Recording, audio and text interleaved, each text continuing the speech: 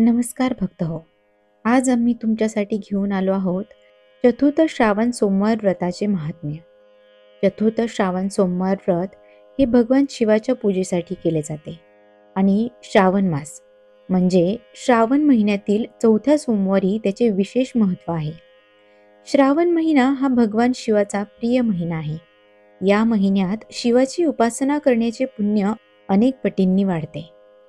चतुर्थ सोमवार व्रत हे विशेषतः इच्छा पूर्ण करण्यासाठी केले जाते. मग ती लग्नाची इच्छा असो, संततीची इच्छा असो, धनप्राप्तीची इच्छा असो किंवा इतर कोणत्याही प्रकारची इच्छा असो. शास्त्रांमध्ये असे नमूद केले आहे की जो भक्त चतुर्थ सोमवार व्रताची कथा भक्तीने ऐकतो त्याला ते फळ मिळते जे वर्षानुवर्षे उपासना करूनही भेटत नाही.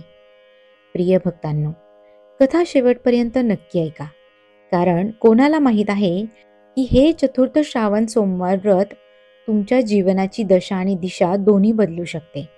चतुर्थ सोमवार व्रताचे आशीर्वाद मिळवण्यासाठी कृपया कमेंटमध्ये हर हर महादेव नक्की लिहा. आता चतुर्थ सोमवार व्रताची ही दिव्य कहाणी सुरू करूया. खूप वर्षांपूर्वीची गोष्ट आहे. रामपूर नावाचे एक गाव होते, जिथे यमुनेचे पाणी चांदीसारखे चमकत असे आणि शेते हिरवळीने भरलेली होती. ते आता कलियुगाच्या अंधारात बुडत चालले होते. हवेत एक विचित्र शांतता होती, जी निराशेच्या चादरीने झाकलेली होती. रस्त्यांवर धुळीचे ढग वाढत होते आणि घरांच्या भिंतींवर शेवाळ जमा झाले होते. जणू काही निसर्गही या गावाच्या दुर्दशेवर अश्रू ढाळत होता. लोक एकमेकांना टाळत होते. त्यांच्या डोळ्यात स्वार्थाची चमक होती आणि जिभेवर पश्चातापाची छटा.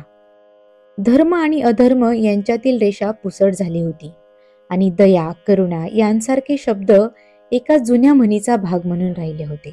याच गावात एका जीर्ण झोपडीत अंजली राहत होती. तिच्या पतीचे अनेक वर्षांपूर्वी निधन झाले होते आणि तिचा एकमेव आधार होता तिचा 7 वर्षांचा मुलगा रवी. अंजलीकडे धनदौलत काहीच नव्हती. होती फक्त देवावर अढळ श्रद्धा आणि विश्वास. तिच्या झोपडीचे छप्पर गवताचे होते. भिंती कच्च्या होत्या, पण तिथे भक्तीचा सुगंध दरवळत असे. दररोज संध्याकाळी जेव्हा सूर्य डोंगरांच्या मागे मावळत असे आणि गावात अंधार पडू लागायचा, तेव्हा अंजली तिच्या मुलाला शेजारी बसवून भजन म्हणायची. रवीच्या छोट्याशा डोळ्यांत एक निरागसता होती, जी या उदास वाळवंटात अंजलीसाठी आशेचा किरण होती. श्रावण महिना चालू होता. सगळीकडे हिरवळ होती, पण अंजलीच्या आयुष्यात फक्त सुकलेल्या फांद्या होत्या. तिने 4ही सोमवारी उपास करण्याचा संकल्प केला होता. हा चौथा आणि शेवटचा सोमवार होता. गेल्या 3 सोमवारपासून तिने दिवसातून फक्त एकच वेळचे जेवण घेतले होते, पण आज तिच्यासाठी सर्वात कठीण दिवस होता. तिने सकाळपासून पाणीही घेतले नव्हते.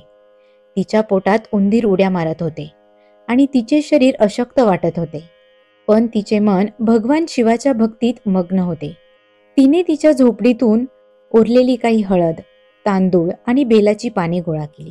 तिने एक मातीचा दिवा आणला, ज्यामध्ये तिने कापसाची वात पेटवली. हे महादेव, ती कुजबुजली. तिच्या आवाजात थरथरणारी करुणा होती. माझा प्रिय मुलगा माझे सर्वस्व आहे. तिने मातीच्या छोट्याशा शिवलिंगावर पाणी ओतले. शिवलिंगावर पाण्याचे थेंब पडताच एक विचित्र शांतता पसरली, ज्यामुळे अंजलीच्या हृदयातील वेदना काही काळ शांत झाल्या. तिने फुले अर्पण केली, धूप जाळला. धूपाचा सुगंध संपूर्ण झोपडीत पसरला. अंजलीने डोळे मिटले आणि शिवमंत्र ओम नमः शिवाय, ओम नमः शिवाय जपू लागली. तिचा आवाज प्रथम मंद, नंतर थोडा मोठा, नंतर शांत लयीत वाहू लागला. रवी जवळच असलेल्या चटईवर झोपला होता. त्याला ताप आला होता, जो कालपासून वाढतच होता. त्याचे श्वास जड होत होते आणि तो एका कुशीवरून दुसऱ्या कुशीवर अस्वस्थपणे लोळत होता. अंजलीच्या नजरा पुन्हा पुन्हा रवीकडे जात होत्या. तिच्या मनात एक विचित्र भीती बसली होती. रवी बेटा, अंजलीने आवाज दिला. रवीने फक्त हळूहळू उसासा टाकला, पण डोळे उघडले नाहीत. अंजलीचे हृदय वेदनेने भरले. ती मंत्र जपत राहिली, पण तिची बोटे थरथर कापत होती. ती ओरडली, हे महादेव, माझ्या मुलाला वाचवा. तिला माहीत होते की गावात कोणीही तिचे ऐकणार नाही. शहरात शिकणारा जमीनदाराचा मुलगा कधीही या गरीब विधवेच्या जवळ भटकतही नसे. काही दिवसांपूर्वीच तिने सावकाराकडून धान्य उधार घेतले होते आणि आता तो आणखी पैसे देणार नव्हता. शेजारच्या बायकाही तिच्यापासून लांबच राहायच्या. कदाचित त्यांना तिच्या गरिबीची किंवा तिच्या एकाकीपणाची भीती वाटत असेल. कलियुगाच्या वाऱ्याने सर्व नाती कमकुवत आणि पोकळ बनवली होती. जसजशी संध्याकाळ होऊ लागली, रवीची प्रकृती आणखीच बिघडू लागली. त्याचा श्वास जलद झाला आणि तो ओरडू लागला, आई, पाणी. अंजली धावत गेली आणि एका भांड्यात थोडे पाणी आणून त्याच्या ओठांना लावले. पाणी पिल्यानंतर तो पुन्हा गप्प झाला, पण त्याचे डोळे आणखी फिकट दिसत होते. अंजलीला असे वाटले की त्याला गुदमरत आहे. हे शिवशंकर, माझी भक्ती, माझे व्रत हे सर्व व्यर्थ आहे का? तिच्या आवाजात एक हताशा होती, जी आता असह्य होत चालली होती. माझा मुलगा मरत आहे आणि मी इथे काय करत आहे? मी काय करू? तिने आजूबाजूला पाहिले. झोपडीत कोणतेही औषध नव्हते. तिच्या मुलाचे दुःख कमी करणारे असे काहीही नव्हते. बाहेर रात्रीचा अंधार गडद होत चालला होता. वाऱ्याची एक झुळूक आली आणि झोपडीचा पडदा हलला. जणू काही एखादी अदृश्य शक्ती आतमध्ये डोकावत होती. अंजलीने एक दीर्घ श्वास घेतला. तिच्या आत काहीतरी तुटत होते, पण त्याच वेळी दुसरी काहीतरी जन्म घेत होते. एक अशी शक्ती जी कोणत्याही नात्याच्या पलीकडे होती. तिने रवीला प्रेमाने मिठी मारली. त्याच्या डोक्यावरून पुन्हा पुन्हा हात फिरवू लागली. तू काळजी करू नकोस माझ्या बाळा, ती म्हणाली. तिच्या आवाजात एक खोटे धाडस होते. तुझी आई आहे ना, तुला काहीही होऊ देणार नाही.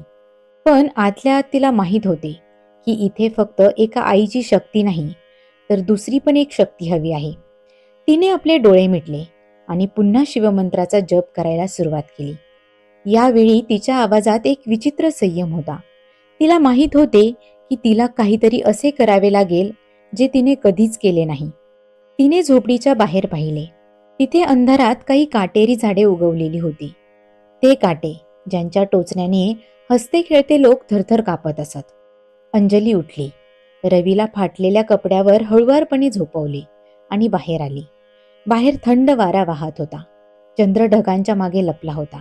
अंजली काट्यांच्या झाडांजवळ गेली आणि तिथे थबकली. तिचे शरीर थरथर कापले, पण तिने तिच्या मुलाचा चेहरा आठवला. हे तुझ्यासाठी आहे, ती स्वतःशी म्हणाली. तिने पुढे जे केले ते एखाद्या तपश्चर्येपेक्षा कमी नव्हते. ती त्या टोकदार काट्यांवर बसली. प्रथम तर फक्त काटे टोचले, पण नंतर तिच्या शरीरात असंख्य काटे टोचण्याच्या वेदना पसरली. एक तीक्ष्ण वेदना तिच्या नसांमध्ये शिरली. ती इतक्या कठोर मनाने त्या काट्यांवर बसली जणू ती दगडच आहे. ओम नमः शिवाय, ओम नमः शिवाय. तिचा आवाज थरथरत होता, पण ती थांबली नाही. वेदना इतकी असह्य होती की तिच्या ओठांमधून एक दबलेला आक्रोश बाहेर पडला. तिच्या डोळ्यांतून अश्रू वाहू लागले, पण ते तिला काट्यांनी झालेल्या वेदनांचे नव्हते, तर ते तिच्या बाळाला होत असणाऱ्या त्रासाचे आणि तिच्या आशेचे होते. हे अश्रू थेट जमिनीवर पडले आणि त्यांच्यात एक अशी करुणा होती जी तिच्या वर्षानुवर्षाच्या भक्तीतून जन्माला आली होती. काट्यांचे टोचणे तिच्या शरीराला वेदना देत होते, पण तिचे मन पूर्णपणे महादेवाच्या भक्तीत गढून गेले होते. ती हे विसरून गेली होती की ती कोण आहे, ती कुठे आहे. तिथे फक्त ती आणि तिचे महादेव होते. हे प्रभू, माझे सर्वस्व घेऊन जा, पण माझ्या मुलाला वाचवा. तिचा आवाज एखाद्या जखमी पक्षासारखा थरथरत होता. काट्यांच्या टोचण्यामुळे तिचे कपडे फाटले होते आणि तिच्या शरीरातून रक्त येत होते, पण ती जागेवरून जराही हलली नव्हती. ती फक्त महादेवांचे नाव घेत होती आणि तिचे अश्रू थांबत नव्हते.